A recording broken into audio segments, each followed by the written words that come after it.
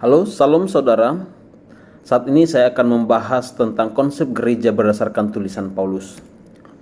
Mari kita melihat apa sih yang dimaksud dengan gereja. Gereja bukanlah sekedar organisasi, melainkan organisme hidup yang dipersatukan dalam Kristus. Gereja adalah komunitas orang percaya yang hidup, bukan sekedar bangunan atau perkumpulan. Namun gereja adalah tubuh Kristus. Gereja adalah bagian dari Kristus itu sendiri yang bertumbuh, bergerak sesuai dengan kehendaknya. Setiap anggota gereja terhubung secara spiritual dengan Kristus sebagai kepala dan dengan sesama anggota. Kemudian kalau kita melihat dalam definisi KBBI bahwa gereja adalah gedung tempat berdoa melakukan upacara agama Kristen atau badan organisasi umat Kristen yang memiliki satu kepercayaan, ajaran, dan tata cara ibadah. Kemudian mari kita melihat pandangan para ahli terkait dengan gereja. Santo Agustinus mengatakan bahwa gereja sebagai tubuh Kristus. Ia menekankan bahwa gereja adalah tubuh mistik Kristus, di mana Kristus adalah kepala dan umat percaya adalah anggota tubuh tersebut. Kemudian menurut pandangan Martin Luther bahwa gereja adalah sebagai komunitas orang percaya yang bersatu dalam iman kepada Yesus Kristus, dan ia menekankan bahwa setiap orang percaya memiliki akses langsung kepada Allah tanpa melalui perantara. Kemudian kita melihat menurut Yohanes Calvin bahwa gereja dibedakan menjadi dua bagian. Yang pertama, gereja yang kelihatan atau ecclesia visibilis yang adalah komunitas fisik umat beriman, sedangkan gereja yang tidak kelihatan atau disebut ecclesia invisibilis adalah semua orang percaya yang dipilih oleh Allah. Kemudian kita melihat yang keempat, menurut Ignatius dari Antioquia, gereja sebagai entitas kasat mata. Ia mengajarkan bahwa gereja adalah badan persekutuan umat Kristen yang sejati, bukan sekedar perkumpulan orang beriman. Nah, saat ini kita akan melihat apa sih pandangan Paulus dan apa sih gereja menurut Paulus.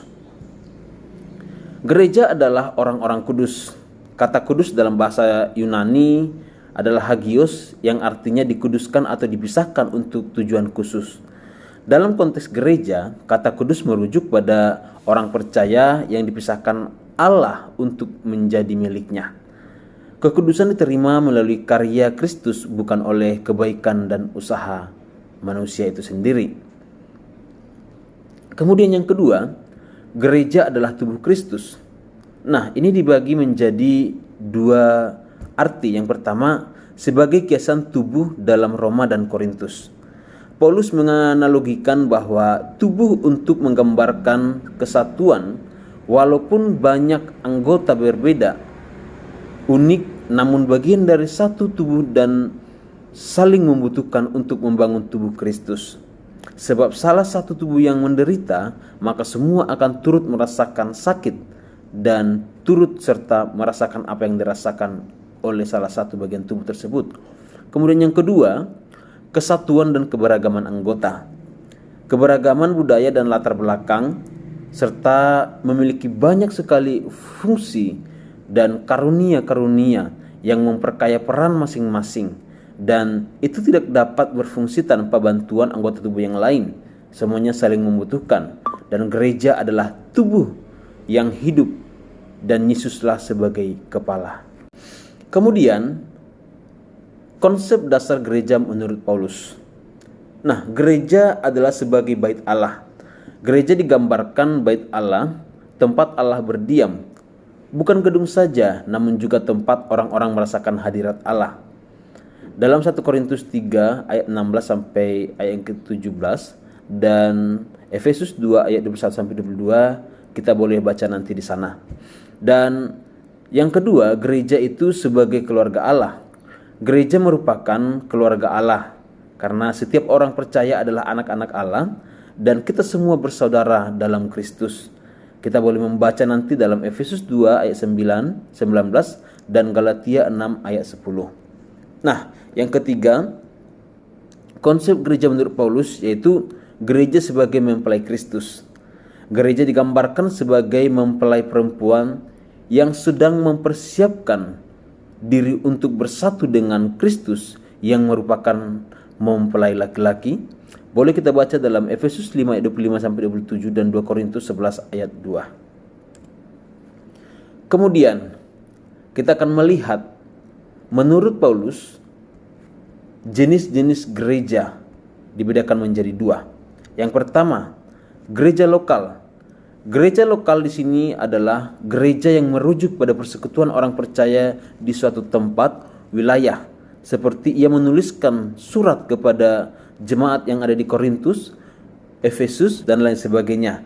Itu merupakan gereja-gereja lokal yang kita boleh baca nantinya di setiap surat kiriman yang telah dituliskan oleh Rasul Paulus. Kemudian yang kedua, gereja universal.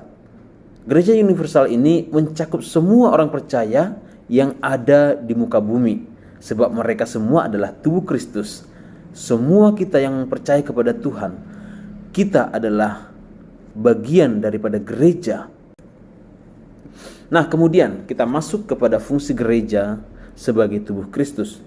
Yang pertama, fungsi gereja itu untuk memuliakan Tuhan.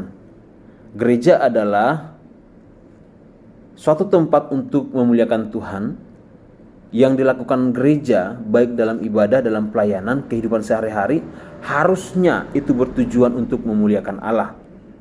Nah, kemudian yang kedua itu membangun jemaat. Gereja bertugas untuk membangun jemaat, yaitu saling menguatkan, menasihati dan melayani satu sama yang lain. Dan Paulus menggambarkan gereja sebagai tubuh yang bertumbuh ketika setiap anggota menggunakan karunia mereka untuk membangun Kristus. Kemudian yang ketiga, fungsi gereja itu untuk dipanggil memberitakan Injil dan kabar baik tentang Yesus kepada seluruh dunia.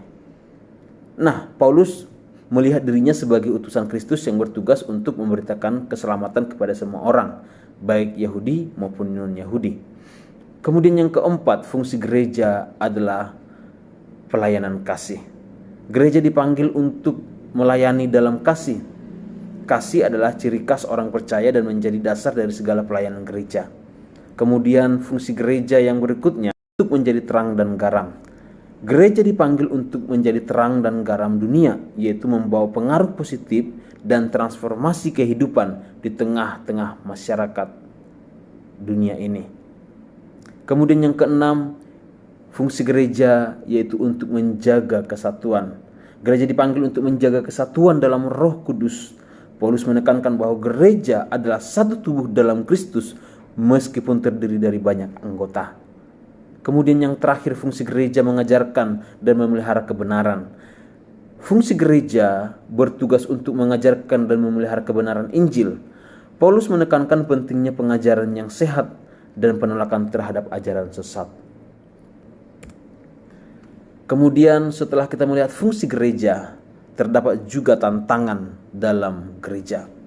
Yang pertama, ketika kita melihat gereja-gereja yang ada, terdapat perpecahan dan konflik di dalamnya. Perpecahan dan konflik internal dapat melemahkan kesatuan. Ini merupakan tantangan yang serius yang harus diatasi dengan kasih dan damai pengampunan. Boleh kita lihat dalam 1 Korintus 1 ayat 10. Kemudian tantangan berikutnya, individualisme. Sikap individualisme ini dapat mengurangi kesadaran akan pentingnya saling ketergantungan dalam tubuh Kristus. Setiap anggota perlu belajar untuk bekerja sama. Mari kita melihat dalam 1 Korintus 12 ayat 12. Di sini nanti kita boleh perhatikan bersama-sama. Kemudian tantangan gereja yang berikutnya adalah yaitu duniawi. Ini sudah menjadi hal yang sangat mutlak, bahwa ini sangat berpengaruh, karena pengaruh budaya dunia yang bertentangan dengan nilai-nilai kerajaan Allah dapat mengalihkan fokus gereja dari misinya. Gereja harus tetap setia pada panggilannya. Dan mari kita lihat dalam Roma 12 ayat 2. Setelah kita membahas semuanya itu, maka boleh disimpulkan bahwa gereja adalah gambaran kesatuan, keragaman, dan misi yang diberikan oleh Kristus sebagai tubuhnya. Gereja dipanggil untuk mencerminkan kasih dan kuasa Kristus di dunia. panggilan untuk hidup dalam kesatuan. Setiap anggota gereja dipanggil untuk hidup dalam kesatuan dan saling melayani dan saling mengasihi, sehingga dunia dapat melihat Kristus melalui kehidupan kita sebagai anak-anak Tuhan atau gereja-gereja Tuhan. Terima kasih, Tuhan Yesus memberkati. Shalom.